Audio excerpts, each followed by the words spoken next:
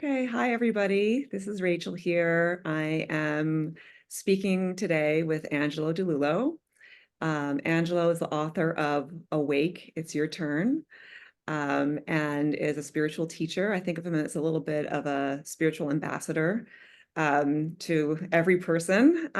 He does a lot of work to make the awakening process more accessible, demystifies the process, and I think is doing like a lot of really good work in that space. And so today we're going to be talking about spirituality and feelings. Welcome, Angelo. Thank you for having me. It's something I've been looking forward to. It'll be a good conversation, I'm sure. My pleasure.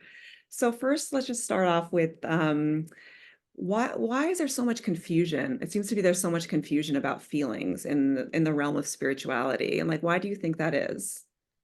Well, if I could put it in the most simple way, at least that's coming to me in this moment, I would say it like this. The um it takes a significant degree of waking up, really, to a significant degree of investigating and sort of unraveling the nature of our sort of false identity to even realize how much of our identity is actually built out of avoiding certain, I'll just say, emotion structures. And the reason, I think there are a couple reasons, but one of the reasons this is obscured is because we can have a significant amount of sort of emotional intelligence and um, emotional awareness and emotional health in certain areas.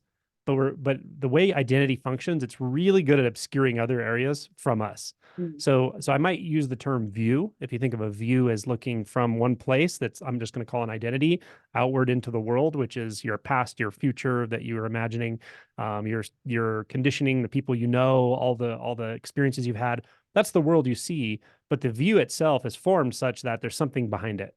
And Yeah. that's the function of identity and consciousness, is what I found. And the more you investigate and disentangle that identity, the more you actually have access to those spaces that are behind the scenes, so to speak. Sometimes I say like deep shadow. So in my experience, and this may be sort of a bold statement, but I find it to be true again and again. You can do a certain amount of shadow work. You can do a certain amount of emotional exploration and integration without shifting identity.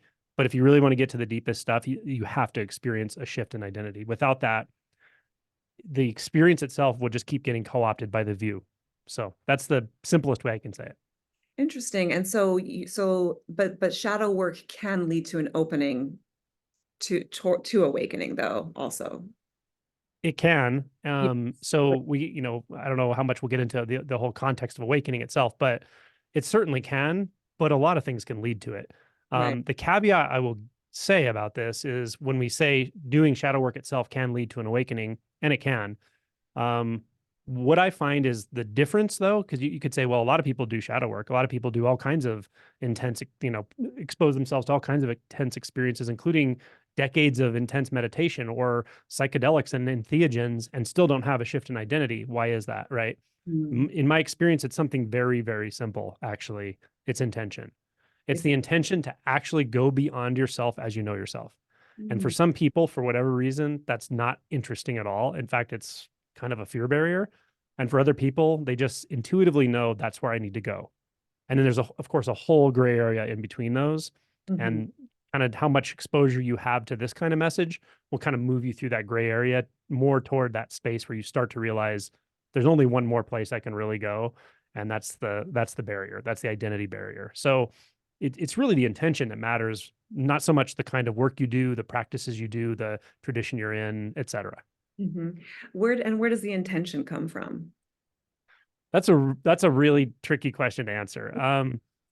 Some of it does come from experience. Like I said, pretty much all of us who've gone through significant identity shifts would say there were times in our early life where we encountered something that was a sort of pointing that felt very opaque but important. So, for instance, my own experience would be the Tao Te Ching, right? It's like the sort of it's a terrible way to say it, the Bible of Taoism or whatever, but the main book of Taoism.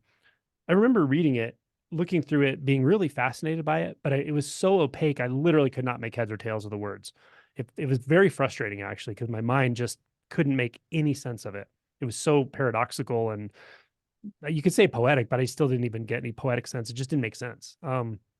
And yet I knew there was something there. I just had the instinct there was something there.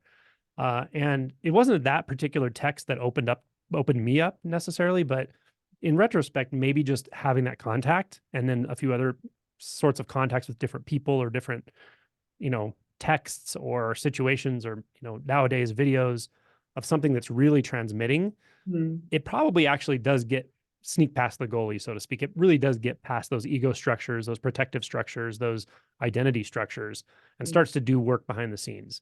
So I do think exposure and experience to this type of message really does start to open people to it for sure. And some people are open like immediately. It's just like this is where I've always known I needed to go. Other people it takes them a little while to sort of soften up and realize that, and this we can talk about this as well because this comes into play, but realize that the usual ways that we approach our ideas about ourselves and life don't really touch the deepest promptings we have.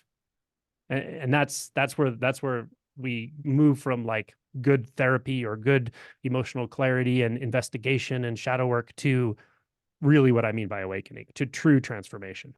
well, can you go there now? Can we talk about that now? Yeah. Yeah. So how can I'm trying to think of a good way to put it in the context we're speaking. Mm. Um, let's move on and I'll come back to it when something comes to me. Right now, it's not coming to me in a Oh, clear no, way. no problem. Okay, so this intention can come in through many different pathways, but a lot of the time, I think, in my experience, it comes in through psychological suffering that Mhm. people start looking for something beyond, right? Because they are suffering so much in this life. And is that enough? Is that enough of an impetus to get to the place of wanting to get past identity?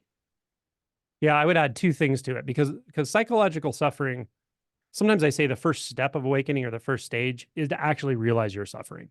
You're Mm, and suffering in the way I'm going to speak about it now. I'll just use a translation from Buddhism, which would be something like unsatisfactoriness. And that just means that, hey, I've learned strategies to improve relationships. I've learned strategies to succeed in career. I make money. I have general stability. I feel a sense of security around the relative truth of my life. And yet something deep inside me is still truly unsatisfied. It feels like I haven't hit the mark. I haven't found the truth. Like there's something actually gnawing there.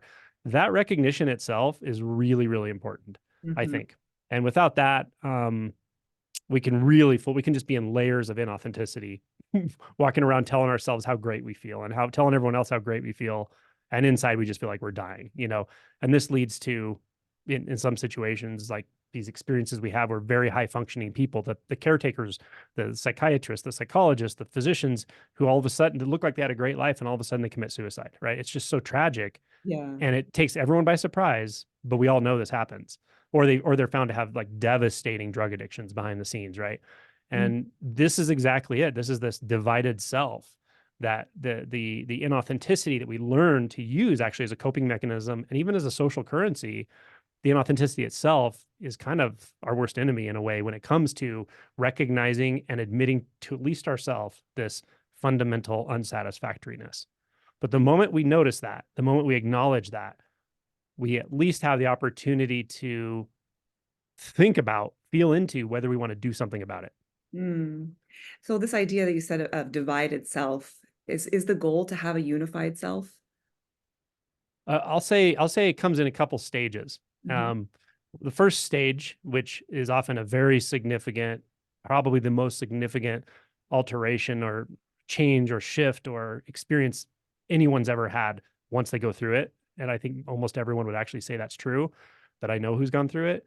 That shift is something like what you said, where it's like shifting from a divided self to something that feels tremendously unified and so all inclusive, so intimate and so infinite that it doesn't even feel like a self sometimes. It's just how would you call it? What is not a self if everything is the self? So what is there to talk about in terms of identity?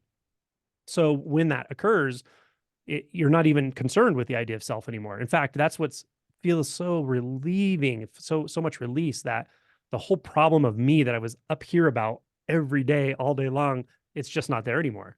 It's Mm, not solved. It was never a problem mhm. because energetically or physically or emotionally or um, I don't even know how to say it. Something has completely changed. And the change has shifted from a place of a contained sense of self that's a problem, that's always looking for a solution, always seeking, always having an aversion to other experiences, a shift from that to something that's very obviously far more natural, which is another surprise that, oh, whatever suddenly was realized is just the way it is. It couldn't be other than this. I can't have left this. I've never left this. There's somehow I just got twisted up in my mind, right? Mhm. But it has to be at the instinctual level. This can't just be intellectually understood for a real for it to be called true realization. So sometimes even listening to something like this, if this is the first time you've been exposed to it, you may have a sense like, oh, I know what he's talking about, like a glimmer. That glimmer's great, but that's not realization. That's the first sort of insight that'll orient you toward the possibility of realization. But when a true awakening happens, it's literally like being I can't there's no term for it. I could say reborn or Mhm. dissolved into infinity or something, but it's very radical in its implications, and at the same time it's completely natural, and it feels like a huge weight has just disappeared. Totally. And what do you say to people who are on that path, but feel that their emotions, their emotional life is getting in the way of achieving that realization? When it comes to this first shift I'm talking about, see, this is the part I love talking about because it's kind of the mechanics of it. Mhm. And the first thing I always want to say to anyone listening is there's no exact right way to do this. So please don't take notes on what I'm saying and say it has to go this way, then this way, then this way, then this way, and this step and that step. I can sort of summarize in general like how these things play out, but it's such an intuitive, instinctual process. It has to go the way it goes for you. So that's the caveat to anything I'm going to say next. So Okay. the next part of what I want to say is when it comes to this first big shift, um, I often find that it's actually not that important to do emotion work before it. It really just isn't. And if somebody's really fixated in the idea that that's what I have to get through all these emotions first. I have to get that's not an issue with emotion. That's an issue with thought. That's an issue with belief. Yeah. They're staying up here in their narrative. And I'm saying that narrative is not who you are. You have to break that spell long enough or deeply enough until something literally shifts. And then the emotion work will start in earnest at some point in a very, very direct way. There's no avoiding it at some point. You can kind of try to avoid it and, play games and do different things, but ultimately it just gets more and more and more direct where you have to digest every aspect of the emotional energy that's been repressed for years and years and years and so forth. Well, why do you think this narrative persists of like that we have to clear the decks emotionally first before we can really awaken? Well, so one thing we haven't talked about that I do also like to talk about, and it's this also comes with caveats. This caveat is don't solidify this too much because it's a pedagogical terminology I'm going to use, or it's just a way of speaking. And of course, if the audience here is psychologists, I'm sure the term ego is not a stranger to anybody, but I'll use the term in a very specific way. Um, the sort of ego structure that we're going to talk about now in terms of its only job really being to make sure you don't shift out of that. Its job is to take everything that happens and co-opt it, or let's say take everything that happens and integrate it into its worldview of how it thinks things are, who it thinks it is, how it thinks it's going to, survive, how it thinks it's going to get what it thinks it needs and avoid what it thinks is going to harm it. That whole world, that whole ego structure, um, will do anything and say anything to prevent you from actually seeing outside of it. Now, it does this completely innocently. It's simply because it can't see beyond itself. It Mhm. doesn't have the scope. It's made out of nothing but view. It is view. It is the experience of cognitive view. So it can't actually know what's beyond itself. It just can't. So when we start to delve into spaces that kind of go beyond that ego structure or that separate seeming self, often what's triggered is fear, like Mm. physiologic fear. And it can be a very intense fear, actually. And then the fear, if we don't understand the nature of fear in this context specifically, can be used to reinforce the belief we have that, oh my God, I got to listen to this voice up here. And if Right. that little cycle right there will keep people going back into the mind over and over and over until they hear me say enough times, like it's okay to go through a very intense fear barrier with this process until you literally just feel it and don't grab another thought in that moment. You don't grab onto another identity structure, and then you'll actually start to see that gap open, and it'll feel like somewhere you instinctually want to go, Yeah. but very different than that world of the sort of ego that's always telling you what you believe and what you don't believe and what you want and what you don't want and what you're afraid of and what, you know. Totally. And so, but even with that, there does seem to be like a directionality towards it. Like there seems to be like a movement of or an evolution of feeling when you're on this path. Mhm. Can you say something about that? Yeah, there is for sure. So you will get insights that are uh, very can be very surprising. You can drop some resistance patterns just like that without even trying. You don't realize you're doing that. It's just a sort of side effect of breaking the spell of constant re-identification with thoughts, beliefs, narratives, and so forth. It's a side effect of it. But often what happens as we are really approaching, say, an awakening or this initial shift, if somebody's really oriented to that right now, which is another caveat. You know, I kind of feel into where people are with this. I wouldn't push somebody hard on this until they're ready for it. If they're not ready for it, yeah, do emotion work. Yeah, do some emotion work, do some life work. You know, if you're having relationship issues, figure out how to have a relationship that's healthy. You know, if you stress about career and security and you don't know where your vocation is in this world, figure it out. You know, it's okay to like do the relative thing. Um, but just keep some of your attention with this, you know, keep your Eckhart Tolle book around or my book or whatever. And over time, you'll start to feel more of a prompting directly toward this. And when you're really, it's like strike while the iron's hot. If you're really like, hey, this is the thing that I know is the most important to me, that's when I say you don't need to worry about emotion work. You just let's go through that identity barrier, and Uh-huh. all of the rest will come into play. But aren't emotions part of the identity barrier? Or, It's interesting. I'll say it this way: the identity barrier is there largely to prevent us from feeling things. oh, how interesting and Right. paradoxical. Yeah. It is paradoxical. Yeah. Yeah. Yeah. Well, can you? That's what I find. And it can be very surprising. And again, when I say something that simple, like you can't understand that at the level of intellect fully. You can understand it, but you have to go all the way down into that like abject existential terror to really see that that's true. You'll realize, oh my God, there's this center of this being that feels like a sensation. And I've been avoiding that with everything. But I've been causing trauma in my own life over and over just to avoid feeling this fully 100%. wait, so what you're saying is that we have an identity to protect us from that's made up of feelings. A lot of it is made up of or emotional I patterns, would say the identity is actually made up more of beliefs than feelings. oh, more beliefs than feelings. Mhm. Okay. Yeah. But there are certain emotional patterning that's kind of like a part of the identity too, wouldn't you say, or would you not include that? Well, I think what we should probably talk about is like my sort of idea or model about what I mean by emotion or feeling. Okay, We can use the term interchangeably here, I guess. When you say feeling, you mean emotion. I do. Yeah. Okay. So the way I would say it is this.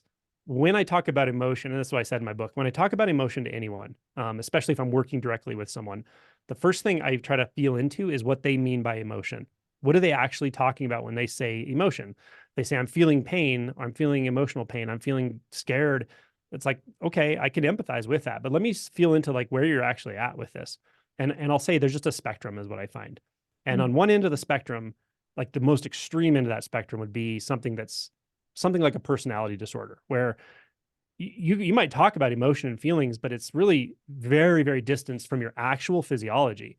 It's Yes. very up here, it's very narrative based, and it's very intertwined, interwoven, and enmeshed with your ideas of identity and how your identity relates to other identities and what you think you need from them. And it can be extremely manipulative. And so we've all been around someone who can do that, where it's like talking about emotions to them and you just start to cringe. You're like, because it doesn't feel authentic. It feels like a currency, or right. Well, or you know, I think what you're talking about is feelings as sensation, and then there's the narratives that we create around the sensations that arise in our body. Is that kind of what you're pointing to? Well, yeah. So this extreme end I'm talking about would be Uh, like I said, it's so superficial is kind of a judgmental word, but it's just so distanced. It's used to distance that person or that psychology from the physical sensation so much that it's Yeah. on the extreme end where they're not even feeling they don't even know what they're feeling probably. I used to live in that world. Like I didn't know what I was actually feeling in here. It was Mhm. very strange, like, and it was very uncomfortable. And yet, if you asked me, I would have probably said, "Oh, I feel fine." I just didn't even, I was so out of touch. And then Yeah. somewhere in the middle of the spectrum are people like the average person where they can talk about feelings. They're clear that when they're feeling sadness, it's actually sadness they're feeling. But if you talk to them about it, you'll get like partially a narrative about sadness and Mm. partially this like, "Oh, I just feel this like this heaviness in my chest, you know?" And then on Yeah. the other end of the spectrum, so someone who's what I would say is deeply realized, there's no narrative anymore. It's just direct sensation. It's energetic and very, very direct and very all consuming. Mhm. There's nothing apart from it to stand back and go, I'm feeling this. It's just, you just become the emotion. And Mhm. so in deeper realization, I have this conversation with people frequently where they're like, I used to feel fear, but I've never felt fear like this. When I feel fear now, I am fear, right? Mhm. But Mhm. and that might sound terrible, but the good news is this: it feels completely natural. It comes and goes much more naturally and smoothly and quickly, and it's not mixed with narratives and confusion and interactions with other people that are trying to mitigate it and that. So that's the spectrum of like sort of emotional I see. maturity that I would talk about. Okay. And when when the experience of the feeling is the whole feeling, or I don't know if that makes sense. Um, is there still a process of inquiry that goes on of what is this feeling here to teach me kind of a thing? So at that level, the inquiry would, in my experience, would be more like at this stage where someone's feeling this complete immersion into an emotion, they usually have significant, deep in spiritual insight, and they know that really it's only about dissolving any remaining identity structure at this point. So Mm. the inquiry could be something like, um, with this experience, is there any part of me that feels like it's holding back at all from it? Is there Exactly. anything that's trying to hold a view here? Is there anything that's is there any belief remaining here? And at these levels, often the belief is something, they can be very intense beliefs if you believe them, like this is going to kill me. I can't handle this. Um, this could last forever. When will this end? These Mm. very subtle beliefs, when you're feeling that directly, even though they're rather normal for most people, at this level of experience, they're very distorting, and so it's really important to see them. And so Mhm. that's the kind of inquiry I would talk about is catching those subtle beliefs that sneak in because they're very distorting when you're feeling this directly.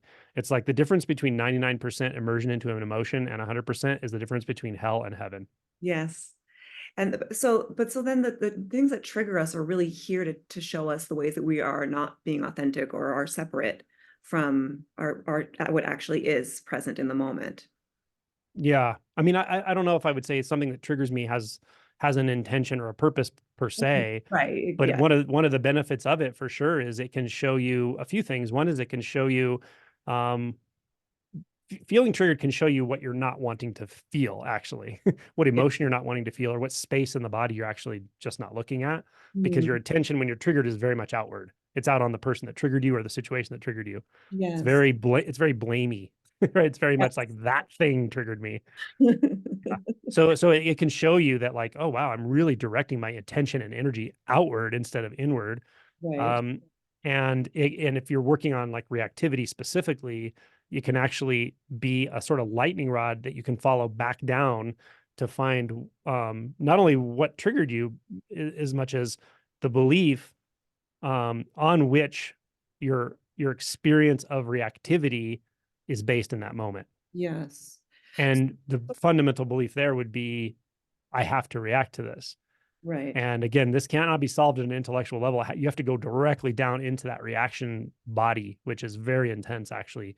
And this comes in later in realization. So there's different things that you can get out of that reactive Mhm. moment.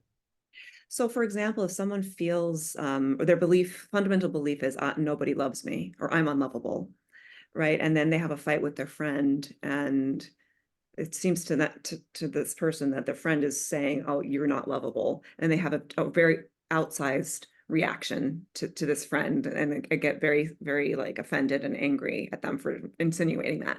How would you help them to inquire back to the original belief? Mhm. It would depend on their sort of level of insight again, because it's that whole emotion spectrum thing is this is really important with emotion. I find with other things that like it doesn't matter quite as much, but with emotion, it's really like how clear are they on their own feeling, their own actual direct experience. So if they're not very in touch with emotion and they're not very emotionally healthy, I might really just offer them more support, or help them find ways to literally physically soothe themselves in those situations, whether it's, take a bath, take a walk in nature, hug yourself, cuddle with an animal, like find a way to physically just nurture yourself. Because some people don't even know how to do that or don't do that or abandon themselves. So I might do something like that. Or just offer words of reassurance and kind of help them break down the conversation that happened and see that both people have sort of opposing views in these situations, and both are just looking at their own motivations, and both are probably wanting love and neither are feeling it, and kind of seeing it more objectively can be helpful, I think. Mhm. um Now if it's someone who has like a deeper insight, I would really have them look and see, well, what do you think you're going to get out of being loved? Mm, Right? I want to be loved is a very fundamental belief we have. We believe very clearly that I want to be loved. I believe I want to be loved. I also believe I need to be seen. I believe I need to be heard. I believe I need to be validated. That's great. But what do you think you're going to get out of it? And mm, this is tricky territory because it's so subtle, but it's really important. Like if you think you need to be validated, if you think you need to be heard, seen, loved, think or feel, if you feel it, if it feels like an instinct that's really true, that's great. But just ask yourself, what do you think you're going to get out mm, of that experience? Like if you were loved all the time, how would you feel? If you were validated all the time, how would you feel? right. And you can start to get back to the realization that like what you really want to feel is okay. That's it. You want to feel fundamentally okay, Mhm. and once you see that, then it's easier to sort of go back and see like, okay, it's a act of futility to expect Yes. others to love me all the time or in the way I want. It's just never going to happen. It may Mhm. happen intermittently, but then you're just going to fear losing it. And Mhm. that's the game you never win, right? Right. So again, this is aside from having healthy relationship patterns and stuff, but the fundamental belief that I need someone else to love me so I can feel fundamentally okay will always lead to suffering, right? So the question is, can you feel fundamentally okay, completely independent of whether someone's giving you validation or not, or noticing you in that moment or not? And turns out you can. And that's what realization's about. Yeah. And pointing people back to that inquiry to ask them, what will you get if you, what do you think, or what do you really want, Mhm. basically, um, is to help them to realize that that's not what they really want. And Surrogate. it's We're what, chasing surrogates. right, exactly. And surrogates that can never actually give us that ongoingly, that Uh-huh. experience. Yeah. Yeah. Hmm. Yeah, and also seeing, that when it comes to things like, especially like say romantic love and that, it just inherently, anyone who's experienced it knows it inherently has ups and downs. It Yes. has it has highs and it has lows, and they tend to be kind of intense, or can be certainly. And just by seeing that, like if you bank on the highs, you're always going to be frustrated by the lows. But Yes. your deep sense of peace and equanimity and okayness that's available is literally just not contingent upon those. It's Yeah. just not, but it's very hard to see it when we really believe it is. When we believe that I know I need to feel good all the time, I need to be validated, I need my partner to see me this way. Mhm. Like to believe you need anything to happen in reference to another person a certain way, like it's just always going to lead to suffering because people are unreliable and they change and they disappear and they die and all these things, right? So, Yeah. I want to get like a little bit more into the pragmatics of how to deal with feelings, because mhm, people are always asking, saying, I have this very intense feeling, it's so sticky, I can't get out of it, or I feel like I'm stuck inside of it. mhm. um how do you deal with that? How do you help people with that? Okay, so again, this does depend on where people are. So if somebody's in deeper realization and they say, I feel like I'm stuck inside this and so forth, I wouldn't necessarily expect somebody to say that at that level because they would already know like you're not stuck inside something. You are that experience right now because you're seamless with your experiences, right? You're seamless with the changing environment and the evolving experience of appearances. But I would actually guide them to like merge more fully with it. It's like, well, what if you are that emotion right now? What if you fully let that overtake you right now? what would that mean? And then look at the beliefs that come up. Well, the beliefs would be like, oh my God, I would never leave it, or I could become psychotic, or I could become depressed, right? And I'd say, okay, well, what if we just set those aside and just feel it? Can you feel it a little bit deeper now? Can you Mhm. feel it so closely that there's nothing trying to get away from it anymore? Right. So this is like complete immersion into an emotion, and it's definitely possible. But if somebody's not in that sort of deeper realization, this can be very difficult to Mhm. do. Right. Yes. But so what you're talking about is like the reaction to the feeling. So there's like a Mhm. fear of the feeling. And so kind of to try and get under that reaction and get straight to like the heart of like what the actual feeling is. Mhm. Yeah. Which will literally be a sensation. I mean, it will literally be a very direct physical sensation. Hmm. But by this time, again, with deeper realization, you're starting to experience non-dual.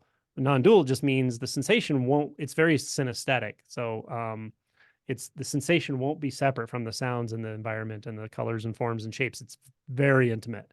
So Hmm. that intimacy is why you realize you have massive capacity for experience, massive capacity for sensation, and anything that's trying to mitigate that capacity, which will be a thought, will Yeah. be very disruptive at that point. So disregarding the thoughts is helpful. Well, what about people who get very dysregulated by their Mhm. feelings? Like how, like is there a way to like help them to build their capacity to experience more and more and more of these feelings? Mhm. Well, part of it is, if you're in a relational situation, so like a therapist is always going to be in a relational field with this person, your confidence in them is helpful. Like your empathy, and then just telling them like you have the capacity to feel this. Mm-hmm. You have the capacity. You don't necessarily need me to help you feel it. You don't need me to give you a roadmap. Like you intrinsically know how to feel this. Telling somebody that it is helpful. It doesn't fix everything, but telling that enough that they start to trust it, because they do. So that's why, of course, you as the therapist have to also know that about yourself. If you Yeah. don't know that about yourself, then you're going to be transmitting like a mixed message. But yeah, just telling them like you have the capacity, because a lot of people who are like have had massive trauma and are personality disordered and so forth, they've had such horrible conditioning, such horrible examples from other people that essentially are just saying like you're not worthy of self-love. You're not worthy of just sitting with your own experiences. You can't handle this. So you need to react. You need to get into dramatic interactions because Yeah, you can't handle it. You need that distraction. And for you to just tell them, you actually don't. You don't need the distractions. You don't need the habits. If they come, they come, but you have the capacity to feel deeply, and you have the right to feel deeply. That's a very important message, I think. for sure. And what I run into quite a lot is people feeling very, very big feelings. Then attached to that is like a experience of helplessness Mhm, in relationship to that feeling. mhm. Have you come across that? Oh, sure. And what do you do? How do you handle that?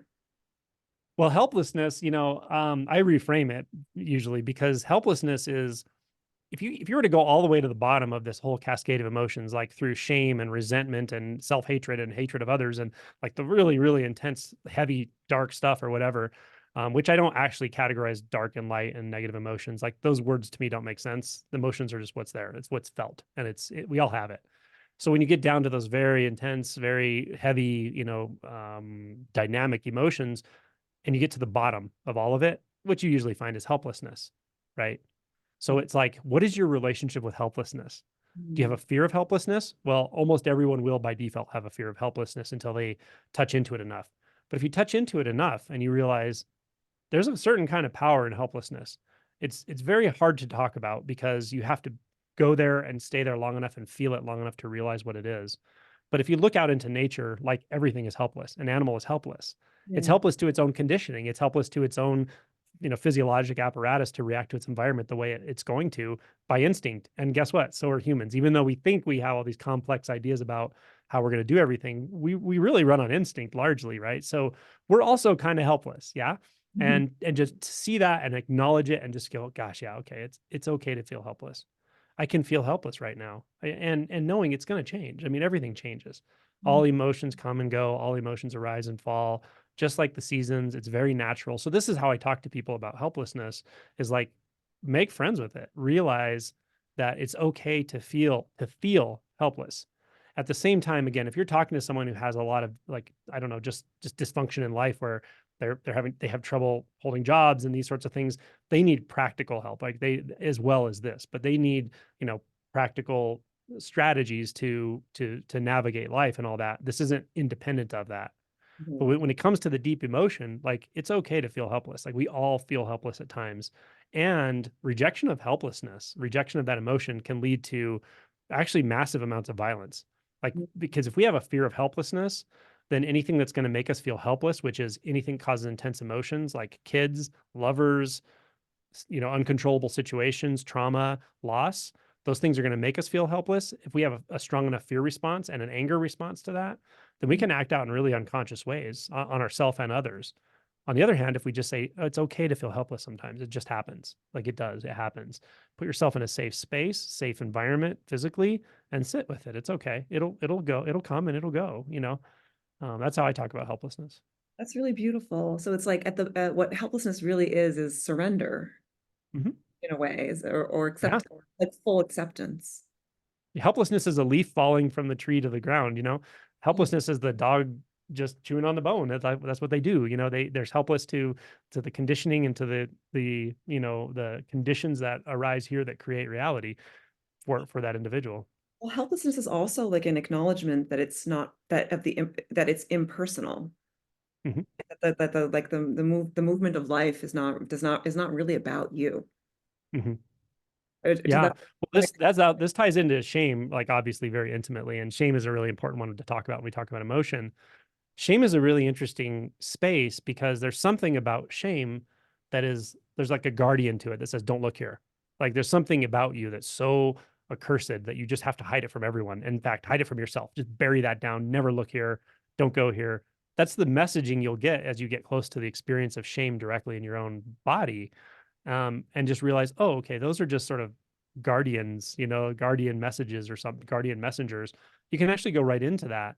And what's so interesting about shame is that I think one of the things that makes us believe that messaging says, don't look here. This is, is this feeling that you're so different, right? Terminal uniqueness. Like it feels so personal on from the outside.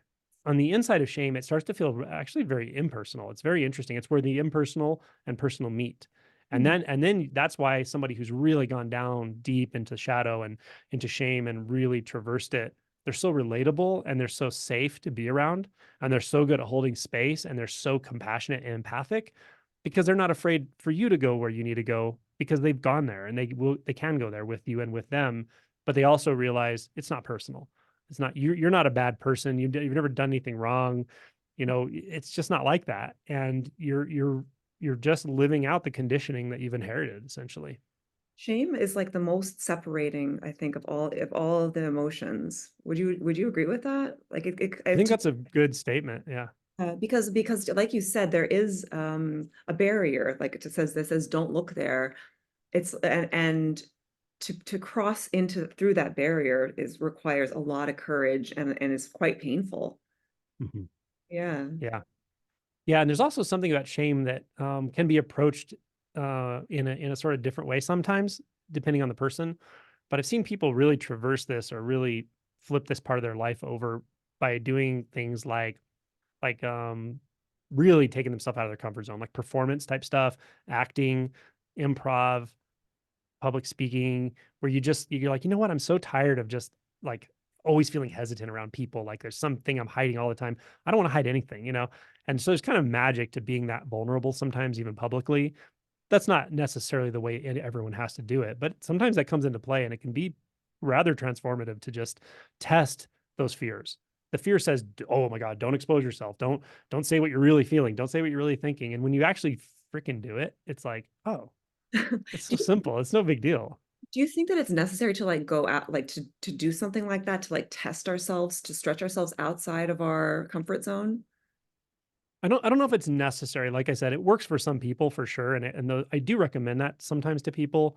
If you've just been very introverted, rather shy, and you feel like it's a barrier for you somehow, or you tend to disassociate. Sometimes it's like challenge yourself though. But you see what you're made of. That you have more capacity for discomfort than you realize. So this is another thing that comes into play with all of this, and that is.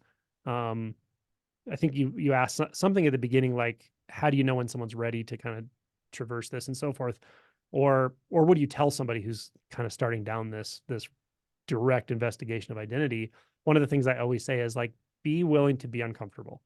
It Mm, doesn't mean the whole thing's going to be torture, but you're going to be uncomfortable you're just going to be, and you're going to be uncomfortable in ways you can't expect.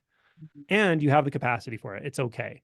Now, the reason I say this is because spirituality in particular, whatever the heck that is, because it's a very, very broad term, and has traditional roots. It has, there's Hinduism and Buddhism and Zen Buddhism and Dzogchen, and there's very traditional thing. There's also the sort of pop culture spirituality. There's New Age, and now mindfulness and meditation are just interwoven into everything, right? It's like corporate at this point, so it's all over the place. So I don't even know what spiritual really means, but we tend, for some reason, to associate spirituality with just feeling good. Oh Yes. yeah, just sit down and feel blissful. Mindfulness makes you feel blissful. Meditation will make you feel peaceful and blissful. And then, so what about the person who sits down and meditates and they don't feel peaceful and blissful? Well, I have good news for you. That's not the point, right? So yeah, I tell people, be prepared to be uncomfortable at times during this process. You may have times of peace that are beyond anything you've ever experienced, and that happens. You may also have times of a sort of discord that you've never known before, or something that feels like your very fabric of identity is being sort of challenged in this moment. And there's no way to prepare for that by definition, because the identity can't prepare for its own dissolution, sort of. So it's okay to start out just going, okay, some of this is going to be uncomfortable, and I know that. And anytime you step out of your comfort zone in any way, that's going to happen, and it's okay. So I think it's important to say that at the outset as well. So, As with emotion work, right. someone's like, I want to explore, like, I've had the most painful traumatic relationships. It's always romantic relationships, and every time same thing happens. I've been married 5 times and blows up, and I'm tired of it. I want to get to the bottom of this. That's great, but that's one of the things I would tell that person too. I would say, "It's great. You can do this. You have the capacity to get to the bottom of all of this, but be prepared to be uncomfortable, and be prepared to be uncomfortable and not have anyone else to involve in it. You got to do this yourself. There's also a sort of solitude to some of this process." Totally. Yes. I wish someone would have told me in the beginning how difficult it can get at times, and that's not actually a problem. That actually it just means more stuff is just coming up to be seen. Mhm. Yeah. Right, and there you go. Like, that's the exact example of where, like, we don't why don't we know that it's going to be so difficult? And then in hindsight, after you've gone through a lot of that, you realize, like, well, it wasn't really difficult, but I was making it difficult because I believed it was so difficult. That's what I mean when I say the ego, it's kind of only job is to make us not feel. In a way, you could almost say it's trying to prevent us from getting deep down in here and feeling or seeing something that it believes we can't handle. That's so true because in my statement is kind of a belief that grief is bad, or like as grief is something that's difficult. It doesn't Mm, necessarily have to be difficult. mm-mm. Right. That's really Well, interesting. that's one of the most wonderful, truly wonderful gifts in deeper realization, is when you realize no emotion is a problem at all. And it actually becomes deeply enjoyable to feel those textures of sadness, grief, loss, even, anger, things like that. They get much more subtle, and they don't take you over. You don't go unconscious, but the energies can still move through based on what's happening around you. And it becomes rather enjoyable, and um enjoyable in a very different kind of way. It's not enjoyable the way we talk about watching a TV show is enjoyable. It's enjoyable in that you feel like you're really merging with natural forces. You're actually being overtaken by natural forces. It almost feels ancient. It feels like a very profound rite of passage in a way. And you're like grateful to actually be able to touch in that deep. So Yeah. it does, once you get through the belief barriers that, like, I can't handle this is too much, and start feeling things very, very directly, you just walk around in this sort of energetic soup of I don't know, it's rather, well, I don't know how to say, I don't have a word for it. I could say it's intense, but that would be the judgmental word that says I can't handle it. It's not that it's intense, it's just full on. It's full on aliveness. It's energetic aliveness all the time. And when I say energetic, I say that because at some point you don't even experience like a body sense as separate from the environment. It's one functioning environment. But is there still a working through of emotions at that stage where like you've achieved realization, emotions still come, you're still in relationship with others, and still you still have some like deep seated patterning, right? Mhm. And is the goal to do away with all patterning, or is there a goal as such? Well, I would say it doesn't feel like there's a goal per se. There's just a sort of um love of direct exploration of all that is, and all that is arises here as this. So yeah, emotional like textures that still feel like they have a little bit of resistance to them can come through, but it's almost as if you kind of look forward to it because there's something to see. There's some texture there to like investigate, you know. It does, I would say the word equanimity is pretty accurate at some stage, you know, but it's always it's always anybody's guess when some kind of really deep buried trauma can come up that you just hadn't sort of experienced because you hadn't experienced the conditions for it. So it could happen at any time, of course, but it tends to get very, very quiet and equanimous Hmm. internally. Because everything is being, but then it also seems like when the illusion of time comes into it, it seems that there is a process of becoming also, Hmm. and like this trajectory of emotional development is just very interesting to me. Hmm. Um, Yeah, Go ahead. it's very paradoxical to talk about this part where because it feels like a crossroads between, like, this is going to sound bizarre to some people, but it's just like absolutely nothing happening, nothing ever happened, nothing moves. It's just like the most eternal silence and stillness. It's not imaginable. It's that, and it's so obvious. Kind of, it's like the crossroad between that and this sort of emerging of appearances, which are sight, sound, sensations, and even those are like I said, they're non-dualistic. It doesn't feel like that's out there, that color and field is out there. It's like in here and out there are intertwined. So Yeah. um it feels visceral, intimate. Sometimes it can even feel kind of ecstatic a bit, Mhm. vibratory.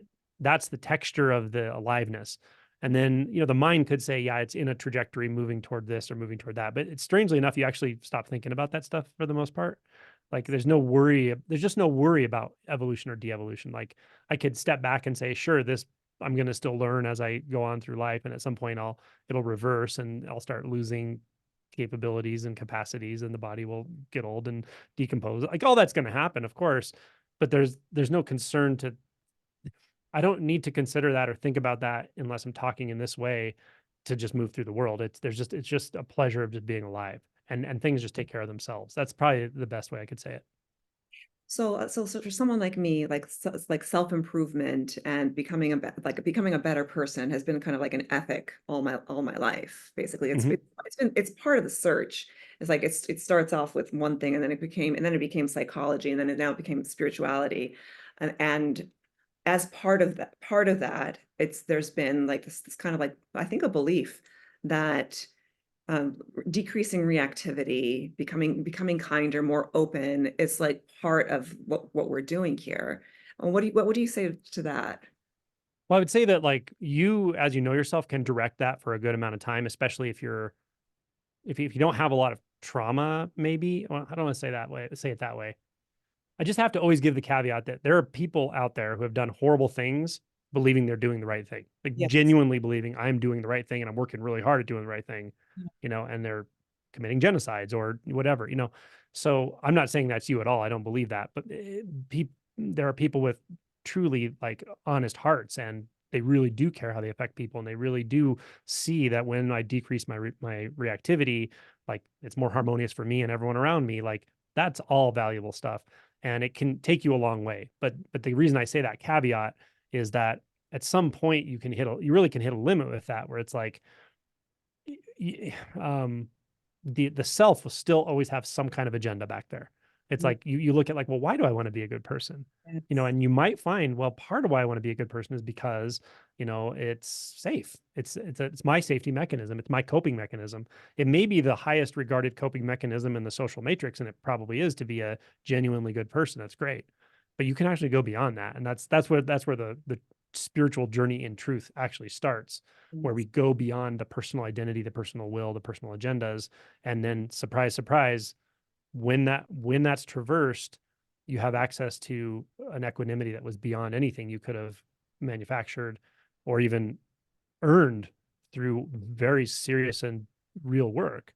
So I think, generally speaking, that work of being a good person, being a less reactive person, a more kind person, a more understanding person is wonderful work. And it will sort of orient you to this at some point. I think if you're honest with yourself, you'll realize like, okay, there's still some barrier I can't get through here. I can feel it, and I have to go beyond that. And that's where the spiritual journey starts, really, in the way I talk about it. So. And so, and then does realization naturally open us up to more kindness, more openness, less reactivity? It does. So but the thing about this is the initial awakening, um, is so revolutionary experientially that, um, we're almost kind of left in this place of such mystery and the unknown that it's very hard to even know how to orient after that for a while. But what I think happens is as that matures, as that experience matures, you start realizing there's nothing else to look at anymore except for any areas where your habits are still causing you to be self-centered, reactive, uh, and or seeing the reality as it's not. And that's when we start talking about non-dual experiences and so forth. You start to actually sense that, like, I don't think there's actually a world out there opposed to a self in here. Like that doesn't seem right, but somehow I'm seeing that, and you start to confront that, and then you can actually have shifts in that experience as well. So these I'd say your instinct just gets more and more attuned to truth after awakening. And at some point, hopefully, you start to investigate these areas. And what you do find after considerable work, especially the shadow stuff, and then beyond that, what you do find, I think, in retrospect, is like, wow, yeah, it did orient my life in a way that I wouldn't have. I wouldn't have done what I'm doing now. I wouldn't have spent this much time doing Mhm. things to help other people sort of free themselves if they're interested, like putting this much effort into that. I wouldn't have probably done that because it doesn't give me like, I would have done something for me more than that. So, but yeah, it's hard to explain. I can just see it in retrospect that, and it took a good number of years for me to find myself in this sort of, um, this life of sort of service. I mean, there's nothing else that makes sense. Totally. And can you just say a little something about the ego co-opting this process and spiritual bypass? Hmm. Yeah. Mhm. So this is a really interesting area. It happens.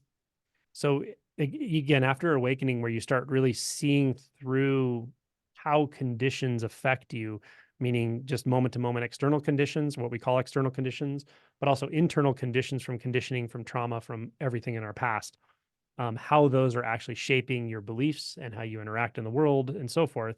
When you really start making a study of that, um, it reveals so much. But one of the things I found it reveals more and more, this becomes obvious to me, is that the co-opting or the sort of, my Zen teacher used to say this. He'd say that when you have an awakening, your ego's not gone. It's just so far off in the periphery you don't even notice it for a while. But it doesn't take that lying down. It comes back, and it comes back with fire. And anyone who's gone through that knows that's the intense shadow experience and all that. And you see like, oh my God, I'm like more reactive than I was before in a certain way. Sometimes you are, sometimes you're not. But what's happened is the layers of inauthenticity, the inauthentic identity we carry around is kind of blown apart. And underneath it, we see our true motivations. And it's like, oh God, that's what I really want. I'm really kind of a selfish person. But until you see that, you can't address it, right? So you start to see all of this. And then when we talk about co-opting or spiritual bypassing, there's a personal level of spiritual bypassing for sure that we can do, which is like trying to find a way not to traverse that deep shadow. And there's all kinds of ways to do that, right?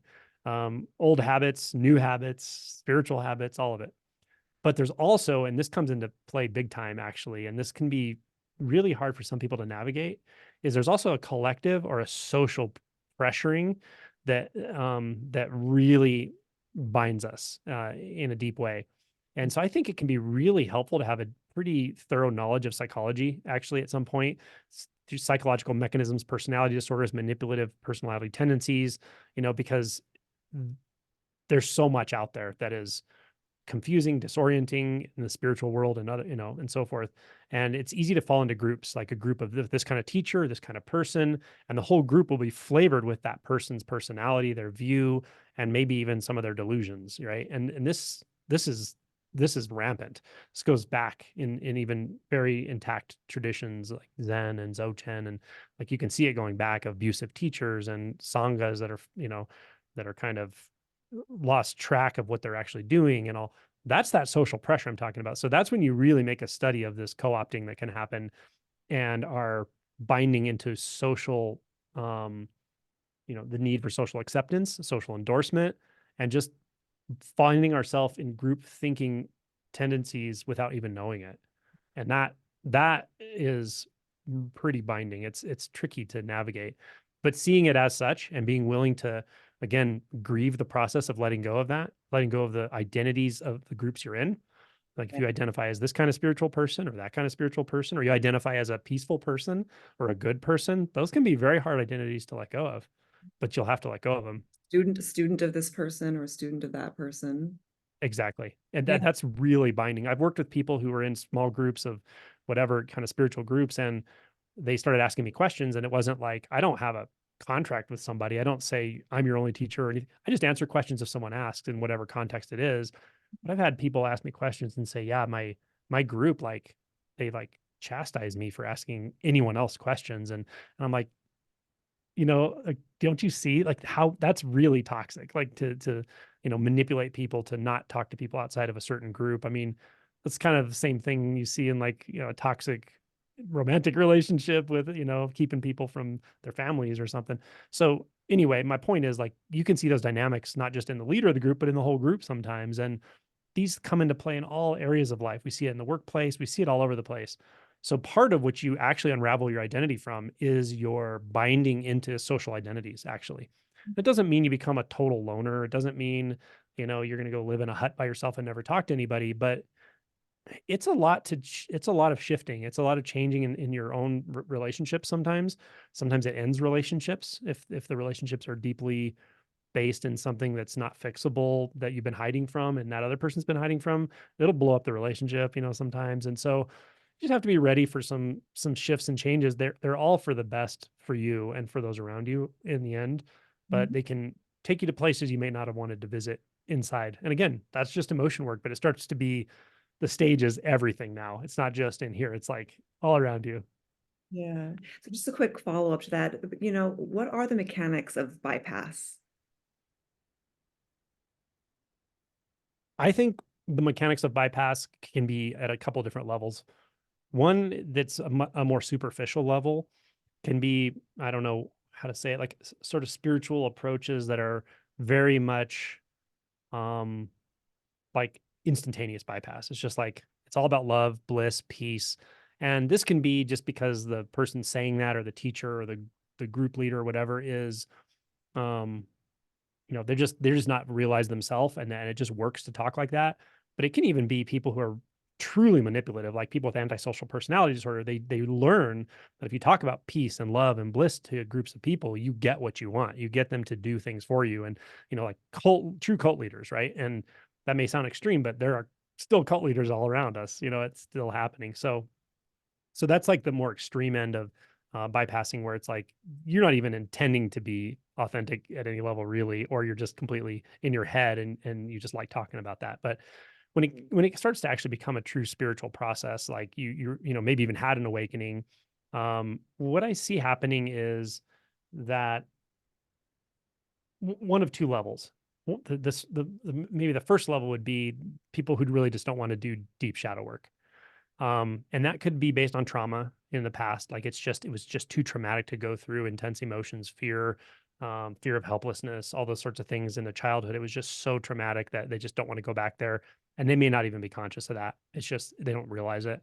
So you can kind of try to dodge the shadow work that way. And that could look again, it could look like becoming a teacher yourself, or, annoying the crap out of all your friends by talking about spiritual principles when they're looking at you going, yeah, but you're still an asshole. Why are you using all these spiritual terms, right? I mean, I've had people tell me that they've had that feedback. So there's that level. And then at the deeper level, what I see is when you actually start feeling the actual identity structure being threatened, like that can be a very different kind of existential fear that can come into play.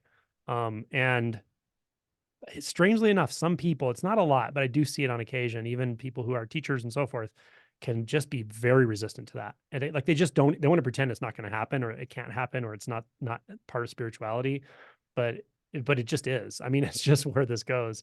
And it's okay. Like you can't anyone can go through this entire process as far as the identity structure and kind of come out the other side, which is a very hard thing to even talk about what that means or how it feels, but it's very natural. And once you've sort of gone through that and digested the whole process, you would never choose to go back. Like no one I know would.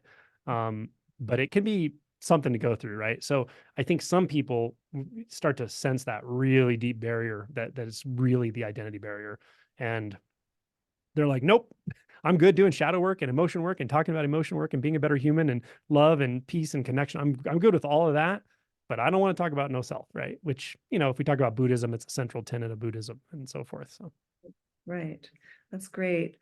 So our time is up. I have so many more questions for you. Maybe we could do this again sometime, but I'm so appreciative of your time and thank you so much for meeting with you're me. welcome. Yeah, we should definitely do it again.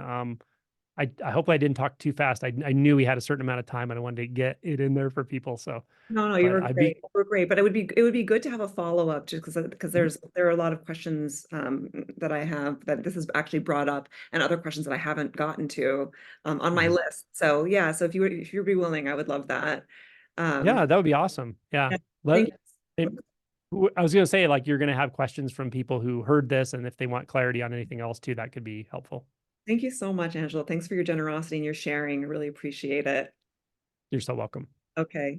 Bye-bye. Take care. Mhm. You too.